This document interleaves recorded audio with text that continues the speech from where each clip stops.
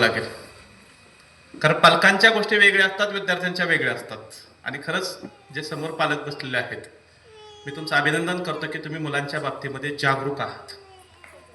खरंच, कारण एवढ्या खुर्च्या मला सांगितलं तर 600-650 पालक असणार आहेत, परंतु आज एवढेच पालक येत आहेत. म्हणजे हे ते पालक आहेत की ज्या पालकांना असं वाटतं की माझ्या मुलाचं भविष्य घडलं पाहिजे. बाकीचे पालक त्यांना खऱ्या अर्थानं आजच्या युगातलं पालकत्व समजलेलंच नाही असं आपल्याला म्हणता येईल. यस, सो आपला आजचा जो विषय आहे तो अत्यंत महत्वाचा आहे. कोणता आहे? बदललेल्या पालकत्वाची आव्हाने, बरोबर, आणि उपाय. पण खरंच सांगा की आपण लहान होतो त्यावेळेस पण पालक होते, बरोबर, आपण पण पालक आहोत. पण काय फरक काय याच्यामध्ये? आपण पण घडलो, हे पण घडतीलच ना. मग आजकाल एवढं जे पालकत्वाच्या नावाखाली टेन्शन टेन्शन टेन्शन चाललेलं आहे, हे का सुरू आहे? तर याच्याबद्दल मला तुमच्याकडून अगोदर जाणून घ्यायचं आणि त्याप्रमाणे मी तुम्हाला बोलणार आहे. विद्यार्थ्यांकडे मी परत येईल. थोडंसं अगोदर पालकांच्या समस्या जाणून घेतो की नक्की तुम्ही यांना किती त्रास देताय, आणि मग मी अगदी हसत खेळत तुमच्याशी बोलतो. ते शिक्षक आहेत ना, त्यांना माझी विनंती आहे की रिलॅक्स राहा. उभा राहण्याची आवश्यकता नाही, पोरं फार चांगले आहे तुमची. शांत बसा, बसून घ्या एका ठिकाणी, बसून घ्या. का मला शिक्षकांची फार दया येते. ओके, नाही खरंच सांगतो, जरा थोडंसं माझ्या ओरिजिनॅलिटीवरती येतो. असं बांधून बोलणं वगैरे मला अजिबात जमत नाहीये. येताना आमच्या ह्या मॅडम मला बोलल्या की सर कुछ तो सॉन्ग लगाते हैं, आपको भी अच्छा लगेगा जरा थोडासा. मॅडमला मराठी थोडंसं कमी येते आणि हिंदीमध्ये बोलतात की काहीतरी असं मोटिवेशनल सॉन्ग लावते. म्हटलं की तुम्हाला छान वाटेल तिथं बोलताना, म्हणजे तुम्ही पालकांनाही मोटिवेट करू शकाल. त्यावेळेस मी त्यांना सहज बोललो, मैडम अभी पेरेंट्स को मोटिवेट करने की जरूरत नहीं है, जो मोटिवेशन के साथ जो कुछ करना चाहिए था उन्होंने कर दिया है, अभी उसको संभालने के लिए क्या करना चाहिए ये बताने के लिए हम जा रहे हैं. त्यांना समजलं, त्यांना समजलं, कळलं ना? ओके, आता यांना मोटिवेशनची गरज नाहीये. हे मोटिवेशन मध्ये जन्म घेऊन बसले मुलांना, आता त्यांना सांभाळताना टेन्शन यायला लागलेलं आहे, कारण आपल्या वेळेचा काळ वेगळा होता, आजचा काळ वेगळा आहे. त्यामुळे पॉझिटिव्ह वेन आपल्याला पुढे जायचं आहे, हसत खेळत पुढे जायचं आहे. कुणीही दडपण घेऊ नका. त्या मॅडमनी फार मोठी लिस्ट वाचून दाखवली की डॉक्टर कुमार गायकवाड हे आहेत, असे आहेत, तसे आहेत. आहेत, आता आहेत तर आहे. ही माझी 20वी डिग्री आहे, LLB. मॅडम सोबत आम्ही क्लासमेट आहोत. तुमचे प्रिन्सिपल आणि मी LLB लास्ट इयरला आहे. मे मध्ये आम्ही वकील म्हणून बाहेर पडू, आम्ही दोघंही. तर तिथेही मी निवांत असतो, त्यांना चांगलं माहित आहे, एकदम रिलॅक्स मोडमध्ये असतो. कारण काय होतं, आमच्या डॉक्टरी भाषेमध्ये जेव्हा पेशंट दवाखान्यामध्ये ऍडमिट असतो आणि डॉक्टर सांगतो की पेशंट सिरियस आहे, याचा अर्थ काय असतो? बच्चे कंपनी, पेशंट सिरियस आहे म्हणजे काय? हे जाणार आता, टपकणार. त्यामुळे आयुष्यात कधी सिरियस व्हायचं नाही, हसत खेळत राहायचं.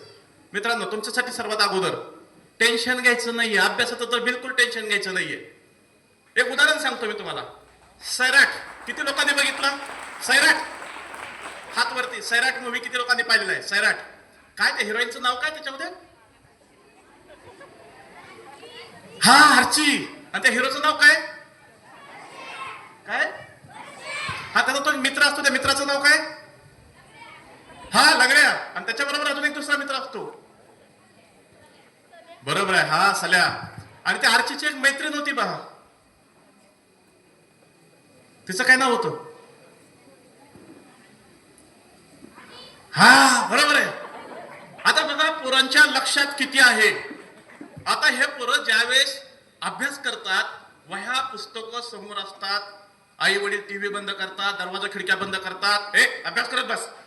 त्या सुरोशे सरांना 15,000 रुपये फी दिलेले, 20,000 रुपये फी दिलेले, वर्ग शिकलं पाहिजे, सिरियस. किती लक्षात राहतो? किती मार्क पडतात? 50%, 60%, 70%. लक्षात राहत नाही. पण हा सैराट बघत असताना किती लोकांनी समोर वही ठेवली होती, पेन ठेवला होता, एक ना एक डायलॉग लक्षात ठेवायचंय. कोणी विचारलं तर सांगता आलं पाहिजे. कोणी ठेवलं होतं का? नाही. मस्त मज्जा मज्जा करत आपण अभ्यास केला, आणि आज इतक्या वर्षानंतर अचानक परीक्षा घेतली, तरी पोरांनी उत्तर दिली. याचा अर्थ काय? अभ्यास कसा करायचा? मज्जा मज्जा करत करायचा. कसा करायचा? तेव्हा आता तुम्ही टेन्शन घेऊ नका. आजपासून तुमचे पालक तुम्हाला मारणार नाहीत, तुम्हाला रागवणार नाहीत, याची गॅरंटी मी देतो. खुश?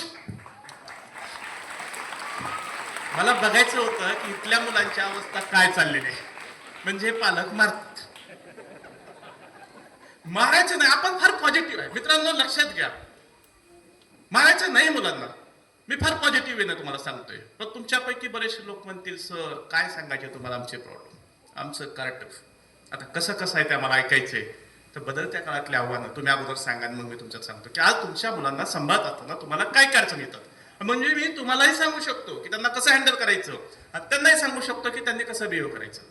एकाच वेळेस आपल्याला आता कॉकटेल करायचे, दोघांनाही सांगायचे. तुमच्या समोर मी तुम्हाला रागवू शकत नाही आणि तुमच्या समोर त्यांना जास्त सूट देऊ शकत नाही. मज्जा मज्जा करायची, 100% अभ्यास करायचा, मज्जा मज्जा करत करायचा आहे. मी जर म्हटलं काय अभ्यास करून कोणाचं चांगलं झालंय, घरी जाऊन पोरं म्हणतील आज सरांनी काय सांगितलं होतं. बरं ते सर साधे सुधे नव्हते, 20 डिग्री घेतले डॉक्टर होते, एवढे पुरस्कार भेटले होते. काहीतरी असल्याशिवाय सांगतात का? बरं ना? येस. तुम्ही सांगा मला की ऍज अ पालक म्हणून तुम्हाला तुमच्या मुलांमध्ये काय व्हावं, काय सुधारणा व्हाव्यात, किंवा तुमच्या मुलांना काय अडचणी आहेत, बदलत्या काळातील आपण आव्हाने म्हणतो, हे आव्हानं काय आहेत तुमच्या समोर ते मला सांगा. जागेवर बसून गपचूप गपचूप खाली मान घालून फक्त मला आवाज आला तरी चालेल, असं काही नाही की उभा राहून सांगू. कारण आपल्या गावाकडची सायकोलॉजी मला माहित आहे.